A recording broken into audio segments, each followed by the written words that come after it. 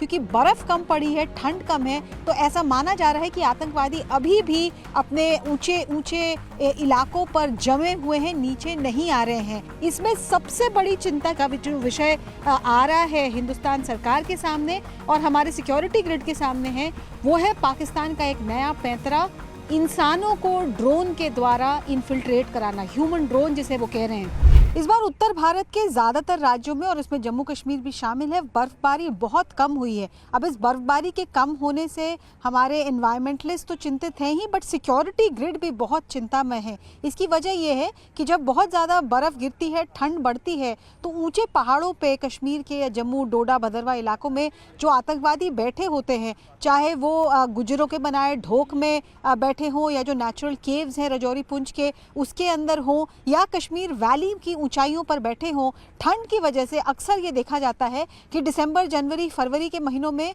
ये आतंकवादी उतरकर प्लेन्स पे आने पे मजबूर हो जाते हैं और यही मौका होता है सिक्योरिटी फोर्सेस के पास, चाहे जम्मू कश्मीर पुलिस हो, पैरामिलिट्री हो या इंडियन आर्मी, कि इन आतंकवादियों को ढूंढ के निकालें और या तो उनको अरेस्ट करें या उनके साथ एनकाउंटर हो। लेकिन इस बार क्योंकि बर्फ कम पड़ी है, ठंड कम है, तो ऐसा माना जा रहा है कि आतंकवादी अभी भी अपने ऊंचे ऊंचे इलाकों पर जमे हुए हैं, नीचे नहीं आ रहे हैं। रफ आकलन जो लगाया गया है इंटेलिजेंस एजेंसीज के द्वारा, उसके तहत ये मान रहे हैं कि 70 फॉरेन टेररिस्ट इस वक्त जम्मू एंड कश्मीर में छुपे हो सकते हैं। इसमें 30 से 35 जम्मू डिवीजन में और सेम नंबर 30 से 35 कश्मीर वैली में भी हो सकते हैं। जबकि फॉरेन टेररिस्ट की मौजूदगी एक चिंता का विषय है। ये भी कहा जा रहा है कि लोकल टेररिस्ट जो है, जो कश्मीर के लोकल्स हैं, उन्होंने आतंकवादी तंजीमों को अपनाने का या उनसे जुड़ने का ऐसा लगता है अपना पुराना फैसला बदल दिया है। बहुत कम लोकल टेररिस्ट इस वक्त कश्मीर में हैं, ऐसा आकलन लगाया जा रहा है। जो हमने देखा फरवरी 13 को भी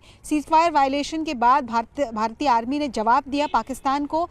ये इसका असेसमेंट ये है कि ये जो फॉरेन टेररिस्ट ऊपर जमे हुए हैं, इनके साथ साथ इन्फिल्ट्रेशन करके और भी असला और भी बंदूकें और साथ ही और आतंकवादियों को भी भेजने की पाकिस्तान की कोशिश जारी है। इसमें सबसे बड़ी चिंता की जो विषय आ रहा है हिंदुस्तान सरकार के सामने और हमारे सिक्योरिटी ग्रिड के सामने है, वो है पाकिस्तान का एक नया पैंतरा, इंसानों को ड्रोन के द्वारा इन्फिल्ट्रेट कराना, ह्यूमन ड्रोन जिसे वो कह रहे हैं।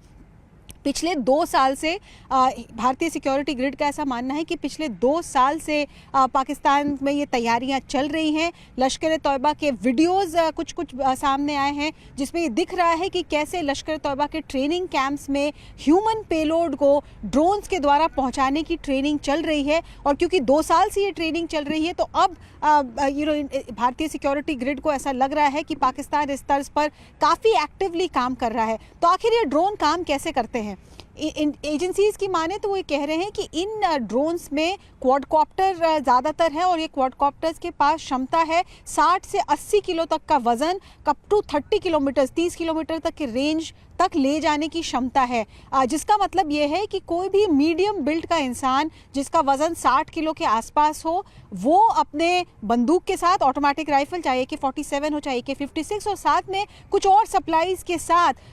पाकिस्तान के उस पार, बॉर्डर के उस पार से हिंदुस्तान, पंजाब में और जम्मू एरियाज़ में इंटरनेशनल बॉर्डर के पार और कश्मीर में लाइन ऑफ कंट्रोल की दूसरी तरफ इनको गिराया जा सकता है।